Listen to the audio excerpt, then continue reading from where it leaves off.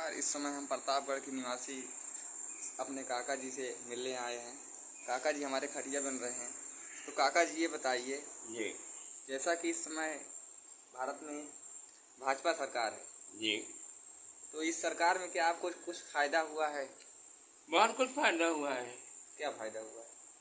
फायदा का मतलब ये है कि पहली बात तो हमारी देश जो है, हमारा देश बचा हुआ है। और अगर देश है तो देश के साथ हम भी हैं, और देश न होता तो हम भी न होते। तो देश हमारी सेना की वजह से बचा हुआ है या सरकार की वजह से बचा हुआ है?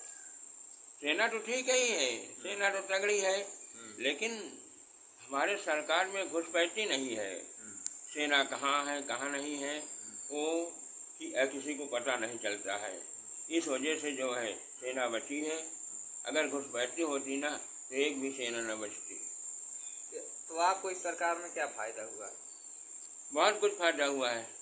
5 किलो राशन मिल रहा है, उसके बाद किसान वाला पैसा मिल रहा है। और ये आशा करते हैं कि 2027 में चुनाव होते होते हो सकता है कि सरकार जो है पेंशन हमारे लोगों की बढ़ा दे। पेंशन आपको मिलती है जी लेकिन ये बताइए काका श्री जी कि ये सरकार केवल 5 किलो राशन दे करके जी और शिक्षा पर 18% कर लेती है, जी तो क्या ये सही है? नहीं, गलत है। जो है, अगर जो है 5 किलो राशन दे करके 18% जो है कर ले रही है, तो गरीबों को लाभ क्या हुआ फिर? यही एक गलती है सरकार के। ये तो सरकार झोला मोला कर रही है कि 5 किलो राशन दे दिए, उधर महंगाई बढ़ा दिए। ये तो बात तो बराबर हो गई ना। हाँ बिल्कुल सही बात, बिल्कुल सही कह रहे हो। तो शिक्षा से कर हटना चाहिए या नहीं हटना चाहिए? बिल्कुल हटना चाहिए, बिल्कुल हटाया जाए, इसमें हमारा जो है सहमति है। तो हमारे काका श्री, जिनका नाम क्या है, आपका नाम क्या है? राम जी शुक्ला। इनका नाम श्री राम जी शुक्ला है, जो कि कह रहे हैं कि शिक्षा से बिल्कुल कर हटाना चाहिए। बिल्कुल। और अगर शिक्षा से कर सरकार नहीं हटाती है तो क्या 2029 के चुनाव में कुछ प्रभाव पड़ सकता है? बहुत ज़्यादा। क्या प्रभाव पड़ेगा? बहुत पड़ेगा। लोग के अंदर जो है एक भावना जो है रहेगी कि बताओ हम गरीब हैं, अगर कर हटा लेते तो जो है 18% हमको बचत होता। हाँ। इससे जो है हमारी पढ़ाई हो जाती और दूसरा भी काम हो जाता। आज का विद्यार्थी जो नवयुवक है जी वो बहुत ही समझदार है जहाँ तक है। जी।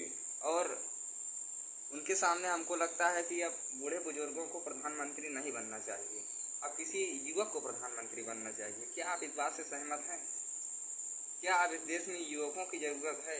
देखो भाई, बुढ़ा है तो ठीक है, लेकिन उसकी जो है दिमाग जो है, माइंड जो है इतनी फ्रैंक है कि वो जवान से ज़्यादा ही काम करता है।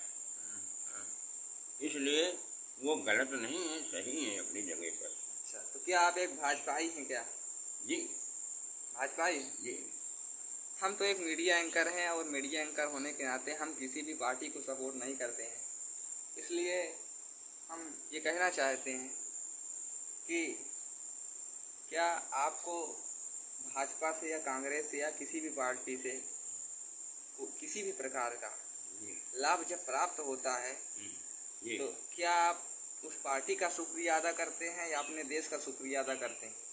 नहीं, अगर हमारा देश न होता, ये सब कांग्रेसी कहाँ से होते, कहाँ से भाजपाई होते? हमारे पुराने ज़माना में जो है पंडित जवाहरलाल नेहरू जी, महात्मा गांधी, सुभाष चंद्र बोस वगैरह बड़े बड़े लोग जो है थे, जो है वो जो है प्रयास करके इस देश को बचाया।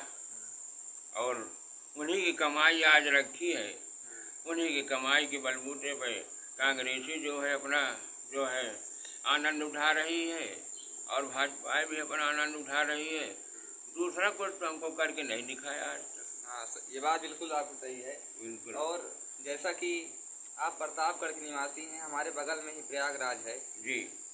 भारत के महान शहीद चंद्रशेखर आज़ाद तिवारी जी, जी, जिनका समाधि स्थल यहाँ प्रयागराज में बना हुआ है जी। तो यहाँ आप कभी गए हैं कि नहीं? बिल्कुल गए हैं, सैकड़ों बार गए हैं। तो यहाँ पर जा कर के आपको कैसा महसूस हुआ?